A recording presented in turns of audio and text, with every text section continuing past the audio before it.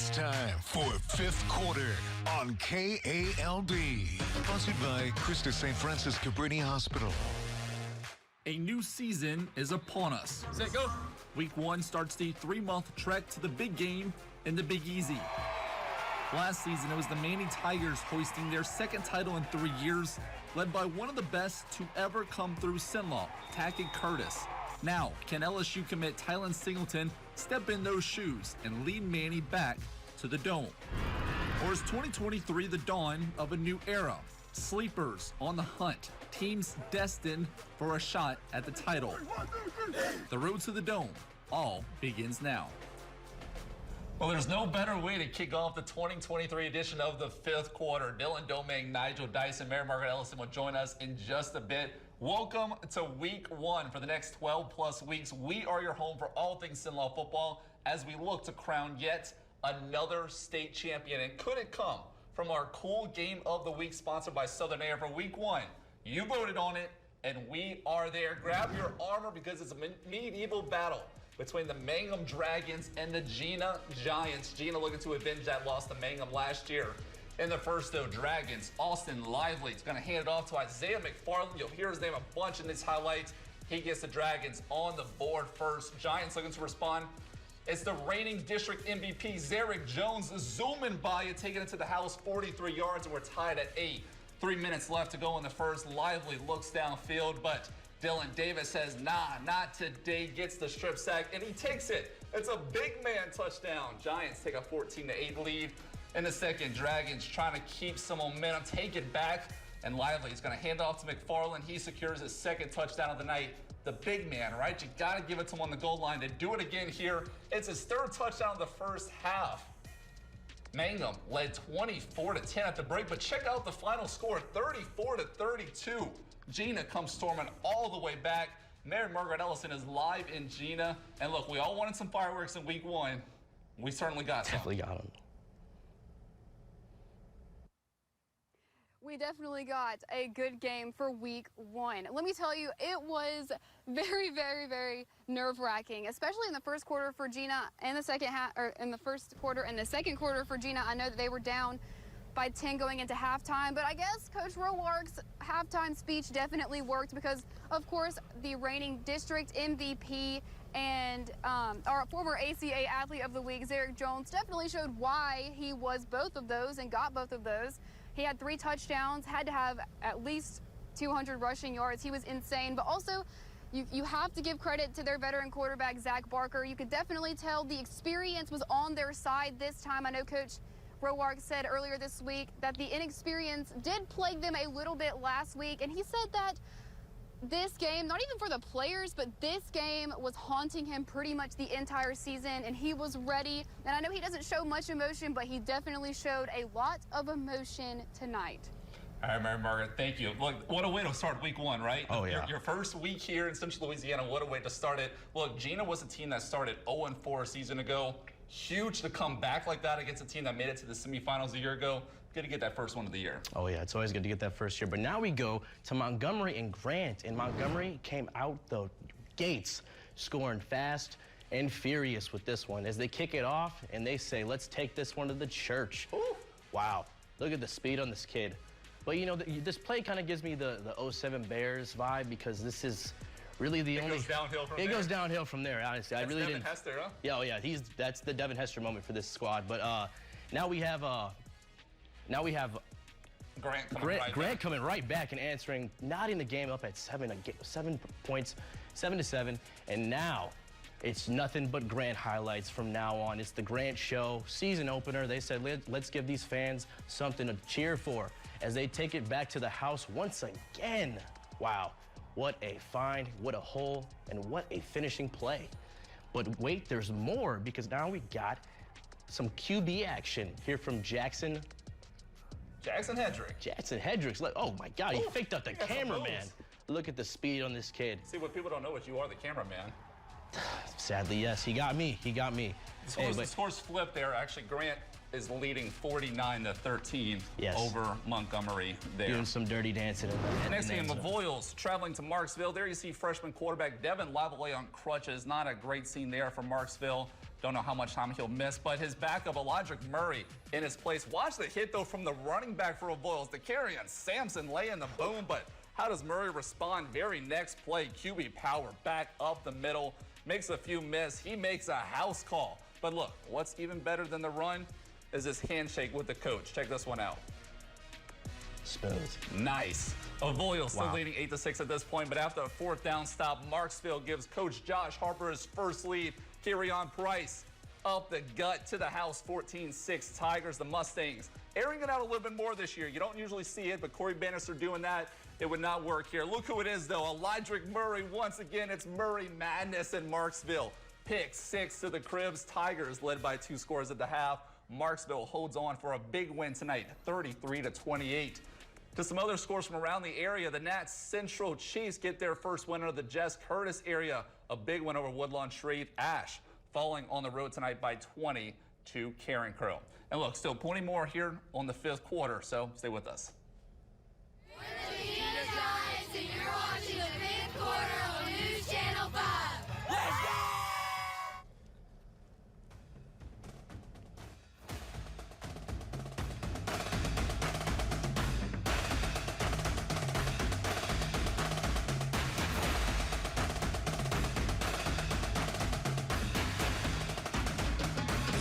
Quarter Scoreboard is sponsored by Antoon Hospitality Group's family of restaurants, including Popeye's Louisiana Kitchen and Outlaws Barbecue. Louisiana's most wanted, always the winning call.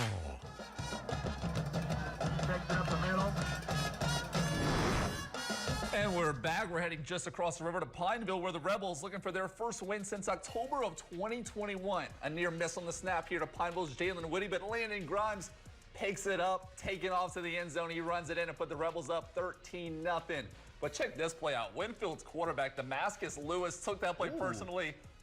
Get off of me. And he still looks downfield, and he finds his man. What a find. Hobby in midfield. Hobby with the reach and the run until Jacob Miranda takes him down at the 20. But the connections would stop there. This is one miss.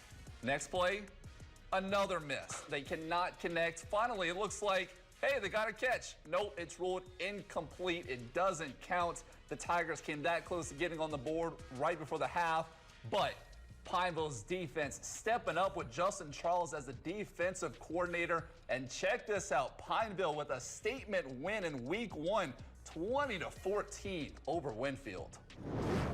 Over in Natchitoches is the St. Mary's Tigers taking on the Abbeville Wildcats. Early in the first quarter, the Tigers QB, Mixon Bankston, says if you want it done right, do it yourself. Bankston, an 8-yard run for the Tigers. Later in the drive, St. Mary's forced to punt on 4th down, gets the ball inside the 5-yard line, almost gets a safety, but refs place it on the 1. Late in the first, Tigers now in the red zone on 4th down. Bankston on the ground again, this time getting 6 as the Tigers draw blood for the first time this quarter. Abbeville looking to make some noise now as a little anything you can do, I can do better. We got Zaylen Williams getting it on the ground and getting it in for 6. Wow, that's a wide kid. That's a big kid. That's a wide kid. I wonder what he's eating lately. Like, that game is close throughout, but Payne Williams came up clutch with a game-winning field goal with under a minute left. St. Mary's knocking off Abbeville 21-18. Check out this score, though. Manny's 13-game winning streak, that was the 3rd longest in the state, comes to a screeching halt tonight on the road. Sam Houston all over the reigning state champs, 47-3. Look there at the bottom. Brad Ducote coming out of retirement, leading Rose Pine to a 20-16 win over East Beauregard. Going on to a game from last night, Tioga getting us started on Thursday at the reservation against Bolton. But look, you had an opening kickoff touchdown. So did I last night. How about this for your senior season? Jacorian Norris, one cut. He got on speed dial, and he made himself a house call to his mama. One cut, and he was gone just like that. Tioga was up 7-0. Next offensive possession, sophomore Case Malone make his first start at quarterback. Very first pass attempt as a varsity starter. He finds Norris. Why would you not? 2 touches, 2 touchdowns. Tioga taking care of business. If it ain't broke, don't fix it. Exactly. But look, the defense also showing out too, laying some heat with that one. But this is probably one of my favorite plays. It's a pick six, but it's the guy who does it. Maximus Kadrimis. Maximus is his name. Tioga was in maximum overdrive from the opening kickoff. They win big, 58-0. Well, stay with us because our plays of the week, that's probably going to be one of them, is up next.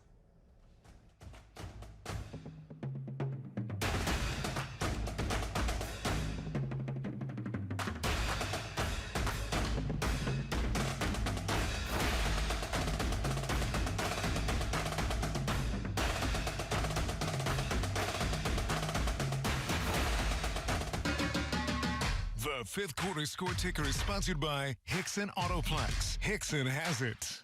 You're watching the fifth quarter on News Channel 5. Over in Lena, the Northwood Gators at home tonight, taking on the Ringgold Redskins from Bienville Parish. Bienville French, Parish. A little French. Okay, we're working on it. Halfway through the first quarter, and the Gators draw first blood. Sophomore quarterback A.J. Butler on the keeper. Check out this Ringgold quarterback Jordy Wilson rushing in the middle of the field, who makes this sick grab. Ringgold up 8-6 when QB Jordy Wilson runs it in and putting his team up 16-6. But Northwood was not laying down. Next possession, it's the sophomore quarterback doing his thing again, using that line to help him get across. Each team had a couple of turnovers, but both of quarterbacks were having their way. One more time before the half, Jordan Wilson keeps it again, making several defenders miss and takes Ringgold in the halftime up 22-16. Ringgold goes on to win the game 34-26. And down south to Jennings, the Bulldogs hosting a team that has some big aspirations to get to the Dome. It's Leesville. Head straight to the first quarter. Bulldogs in the red zone, and it's J.J. Benoit drops back, finds it open. Josh Lejeune right in the middle of the end zone to put Jennings up 14-0 early. But later in the first half, Leesville trying to mount a comeback, and they do. Isaiah Farley. Leesville just produces running backs. That's all they do. 30-plus yards to the house. It's only a 7-point game. And then just a few minutes later, the Wampus Cats with a chance to take the lead. Quarterback Corbett Robbins fires an over-the-shoulder throw to Boston Manchi for a touchdown. Putting Leesville up 19-14 over Jennings. Xavier Ford also had another big day as Leesville gets a Week 1 win, 32-14. And look, with all the action we've seen, it's time to reveal our plays of the week presented by Farm Bureau. Play nominee number 1, going back to Marksville, Elydrick Murray. And it's madness. What a star for him. He never left the field. He even cramped up after this. But look, what a phenomenal athlete he is, stepping up at quarterback. Gets the pick six there. And here it is. Look, you had one kickoff return for a touchdown. So did I. Jacorian Norris doing his thing, looking like he's just jogging out there. So easy for him. I think he had 3 touchdowns on 3 touches. That was the first. What a way to start your senior year. And then play nominee number 3. It's a Leesville touchdown. They rarely throw the ball because they got so many good running backs. But when you have it like that, Corbett Robbins to Boston. Look, I was just in Boston, and that Boston made a heck of a grab. So we all like Boston out here. Definitely my favorite one out of the 3. Well, look, out of those plays, we already know which one Nigel's favorite is. Which one is yours? You tell us. We will have a poll up shortly on our website to go and vote at. Voting will be open all weekend, and the winner will be revealed Sunday on Sports Night.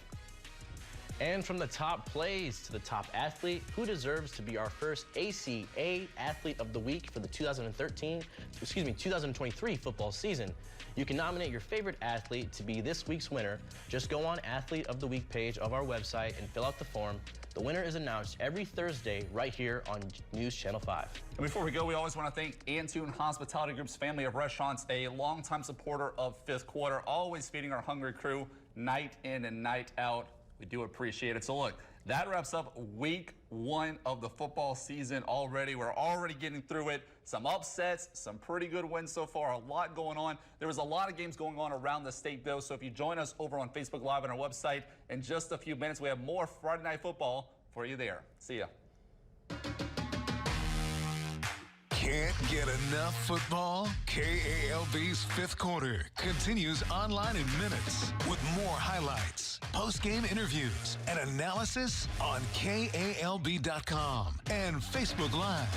Sponsored by Christus St. Francis Cabrini Hospital.